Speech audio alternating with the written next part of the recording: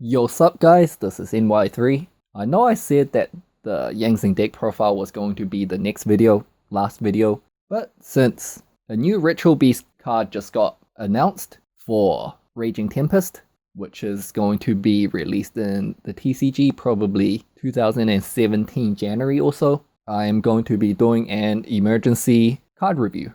Don't worry if you're looking forward to the deck profile, I guarantee it will be up within the next 24 hours.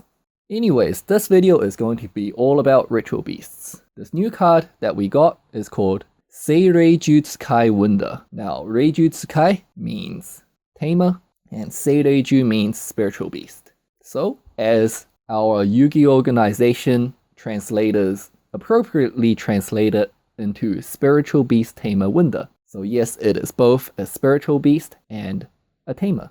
And you can substitute it for either or when conducting a contact fusion in this deck with her. It's great to see lore-wise that following Wendigo's released from the Shadow's Curse, Winda has also been released from the Shadow's Curse as well.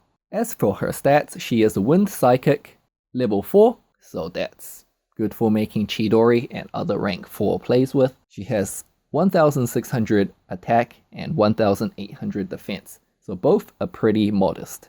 Her effect is you can only special summon Spiritual Beast Tamer Windas once per turn. Same restriction as all the other Ritual Beast monsters, which means just by her existing, the deck's overall power has increased slightly, since the more names we have to summon every turn means the more times we can search with our OT Hawk. It's just how the deck works. Now her effect is if this card in its owner's possession is destroyed by your opponent's card, either by battle or effect, you can special summon one Ritual Beast monster from your deck or extra deck, ignoring its summoning conditions. So essentially she is a floater. Now you can use her offensively by, for example, crashing her into an opponent's monster and summoning OT Apelio or OT Guy Apelio from your extra deck, which are 2600 attack and 3200 attack beat sticks respectively. You can use her as a consistency engine, although not on turn 1 since she must be destroyed by your opponent's card, so you can't just pop her with a Metamorphose or anything like that, Yangzing style. But in those games where you don't have access to the little Hawk, for example, her dying will allow you to pull it straight from the deck and onto the field. She can also summon OT Hawk from the extra deck, and since the effects are not negated, you can get a search and tag out as you normally would.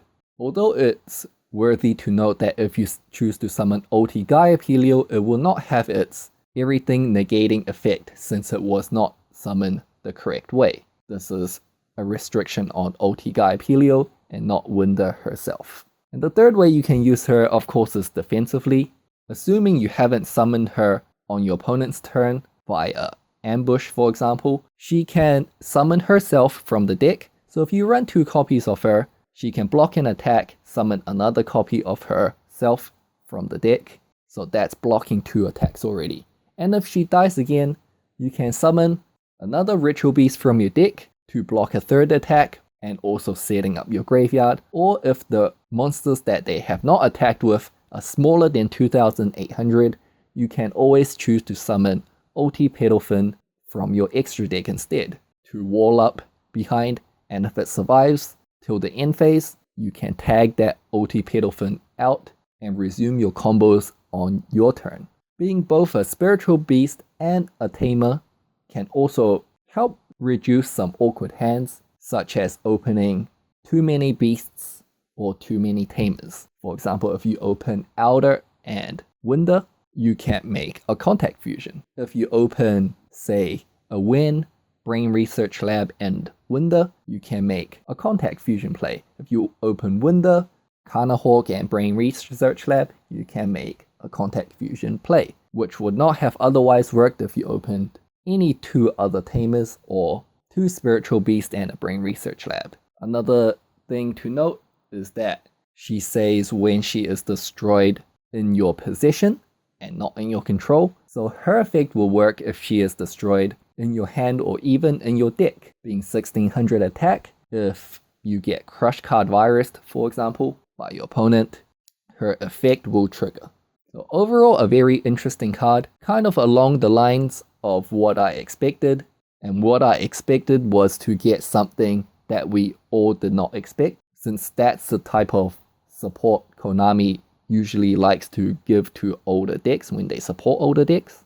But those are my initial thoughts on our new Ritual Beast monster coming in rate.